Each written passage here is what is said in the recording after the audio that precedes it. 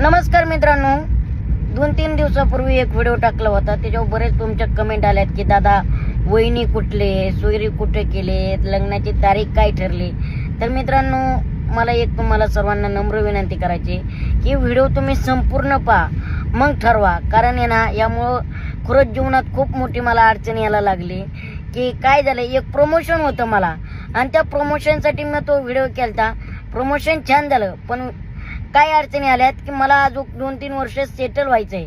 मला मुलगी बघतोय, पण कशी बघतोय की स्वभावाने चांगली असावी, कुटुंब सांभाळणारे असावे, अशी मुलगी मी बघतोय. आणि अजून मला ती काही सापडलेली नाही. आणि आई वडिलांच्या मनावरती माझं लग्न आहे.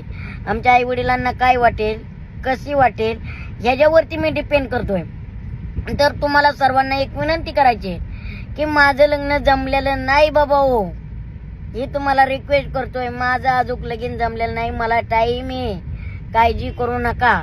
लवकरच आपण तुमच्यासाठी वहिनी आणूया, काळजी करू नका. पण खऱ्या अर्थाने तुम्ही जे मला विचारताय ना, तारीख काय आहे काय नाही बरं का, असं तर तेच सांगायचं होतं. काय होतंय, मला खूप कॉल येत आहे, त्रास होत आहे. आणि सोशल मीडियाने सुद्धा लावून धरलंय की घनश्याम लवकरच भावल्यावर चढणार. माझी सर्वांना एक विनंती आहे, तो व्हिडिओ संपूर्ण बघा. एक स्वप्न दाखवलेलं आहे आणि ते प्रमोशन होतं, त्यासाठी तो व्हिडिओ केलेला आहे. बाकी काही नाही, माझं लगीन वगैरे जमलेलं नाही, पण लवकरच जमूया, काळजी करू नका. जर तुमच्या कॉन्टॅक्ट मध्ये जर मुलगी तशी असेल तरी कळवा, काही अडचण नाही. पण उगा पसरू नका की घनश्यामचं लग्न जमलं, घनश्याम आता भावल्यावर चढणार, संसाराला लागणार. नाही, अजून मला सेटल व्हायचंय.